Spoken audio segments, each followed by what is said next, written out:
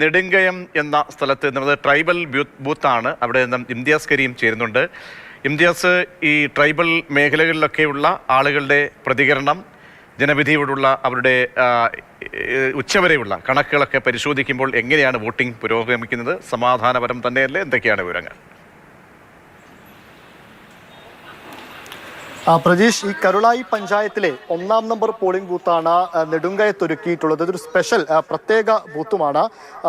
Tribal വിഭാഗത്തിൽപ്പെട്ട ആളുകൾ vote ചെയ്യുന്ന ഒരു ബൂത്തുമാണിത്. ഇവിടെ ഏകദേശം ഒരു 470-നടുത്ത് വോട്ടർമാരുണ്ട്. അതൊരു പകുതിയോളം വോട്ടർമാർ ഇവിടെ വന്ന് വോട്ട് ചെയ്തു എന്നാണ് മനസ്സിലാക്കുന്നത്. അങ്ങനെ ഞാൻ സംസാരിച്ചപ്പോൾ മനസ്സിലായൊരു കാര്യം, ഇപ്പോൾ ചില സമയങ്ങളിലൊക്കെ ആയിട്ട് ആളുകൾ വാഹനങ്ങളിലൊക്കെ വന്ന്, അതല്ലെങ്കിൽ പാർട്ടിക്കാർ തന്നെ മറ്റു വാഹനങ്ങളിലൊക്കെ ഇവിടെ എത്തിച്ച് വോട്ട് ചെയ്യുന്നുമുണ്ട്. ഇപ്പോൾ വോട്ട് ചെയ്തോ? വീട്ടിൽ നിന്ന് എല്ലാവരും വന്നോ വോട്ട്? എല്ലാവരും വന്നു. പിന്നെ ഒരു വോട്ട് ഇല്ല, ഒരാളെ പേരില്ല വോട്ട് ലിസ്റ്റിൽ. വരാൻ പറ്റിയില്ല. സങ്കടമുണ്ട്. എല്ലാ തവണയും ചെയ്യുന്നുണ്ട്.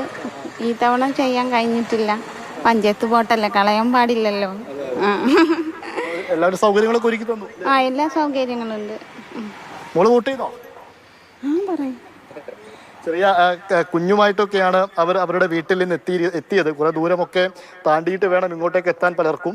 തൊട്ടടുത്ത് താമസിക്കുന്നവരുണ്ട്. എന്നാൽ ചില സ്ഥലങ്ങളിലൊക്കെ ഒരു പുഴയുടെ അപ്പുറമൊക്കെ ഉണ്ട്. അവിടെ നിന്നൊക്കെ ആളുകൾക്ക് എത്തണമെങ്കിൽ ഭയങ്കര ബുദ്ധിമുട്ടാണ്. പക്ഷെ അവിടെ നിന്ന് എത്തിയൊന്നുമില്ല. ഇപ്പോൾ ഒരു ഉദ്യോഗസ്ഥൻ എനിക്കൊപ്പം ചേരുന്നുണ്ട്.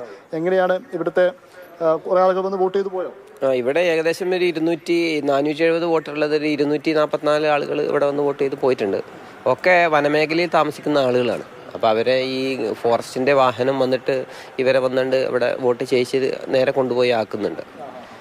കൂടാതെ കുറച്ചും കൂടി ഉള്ളിൽ, ഏകദേശം എനിക്ക് തോന്നുന്നു ഒരു 20 കിലോമീറ്റർ ഉള്ളിൽ ഈ ചോല നായ്ക്കർ വിഭാഗത്തിൽപ്പെട്ട ഒരു പ്രത്യേക, നമ്മൾ ഏഷ്യയിൽ തന്നെ വളരെ കുറഞ്ഞ അംഗസംഖ്യയുള്ള ഒരു സമുദായം ഇവിടെ ഉണ്ട്. അപ്പോൾ അവരൊക്കെ ഇവിടെ വന്ന് വോട്ട് ചെയ്ത് പോയിട്ടുണ്ട്.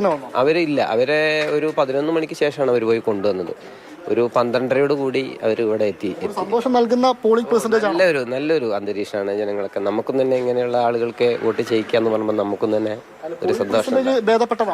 കുഴപ്പമില്ലാത്തൊരു പോളിംഗ് പെർസെന്റേജ് ആണ് എന്നുള്ളതാണ് തന്നെയാണ് ഞാൻ ഇവിടെ അന്വേഷിച്ചപ്പോൾ അറിയാൻ കഴിഞ്ഞിട്ടുള്ളത്. പിന്നെ ഈ റിമോട്ടുള്ള ആളുകളായതുകൊണ്ട് അവർ എത്രത്തോളം വരും എന്നുള്ളത് ഇവർക്ക് മുൻകൂട്ടി പ്രെഡിക്റ്റ് ചെയ്യാൻ കഴിയാത്ത ഒരു പ്രശ്നം ഉള്ളതുകൊണ്ട്, എന്നാലും പോളിംഗ് ശതമാനം അത്യാവശ്യം ഭേദപ്പെട്ടത് തന്നെയാണെന്നുള്ളതാണ്.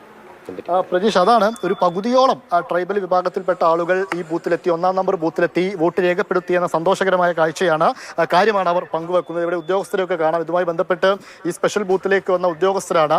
അങ്ങനെ വളരെ ശാന്തസുന്ദരമായ ഒരു സ്ഥലം. അവിടേക്ക് അവർ സ്വമേധയാ വരുന്നവരുണ്ട്, അതല്ലെങ്കിൽ പാർട്ടിക്കാർ തന്നെ കൊണ്ടുപോയി 20 കിലോമീറ്റർ അപ്പുറത്ത് നിന്നൊക്കെ എത്തിക്കുന്ന ആളുകളുമുണ്ട്. അവരെയൊക്കെ എത്തിച്ച് വോട്ട് ചെയ്യിപ്പിക്കുക എന്നുള്ളതാണ് കാര്യം. ഇനി 6 മണിയാകുമ്പോൾ ഒരു പക്ഷേ മിക്കവാറും അതൊരു 300-350-നടുത്തൊക്കെ വോട്ടർമാരെത്തി വോട്ട് ചെയ്യും എന്നൊരു ആത്മവിശ്വാസം കൂടെയാണ് ഇവരൊക്കെ പ്രകടിപ്പിക്കുന്നത്. എന്തായാലും ഭേദപ്പെട്ട പോളിംഗ് ആണ് ഈ വനമേഖലയിലേക്ക്, ട്രൈബൽ മേഖലയിലേക്ക് വരുമ്പോഴും ബൂത്തുകളിൽ കാണുന്നത് എന്നുള്ളതാണ് ഏറ്റവും സന്തോഷകരമായ, ഏറ്റവും പ്രധാനപ്പെട്ട കാര്യമെന്ന് പറയുന്നത്. അതിൽ ചിലരുടെയൊക്കെ പേര് വോട്ടർ പട്ടികയിൽ ഇല്ല എന്നൊരു കാര്യമുണ്ട്. അതൊക്കെ അവർ വളരെ സങ്കടത്തോടു കൂടി, വോട്ടർ പട്ടികയിൽ പേരില്ല, വോട്ട് ചെയ്യാൻ പറ്റിയില്ല എന്നൊരു സങ്കടം കൂടെ അവരൊക്കെ പങ്കുവെക്കുന്നുണ്ട്. പ്രജീഷ്.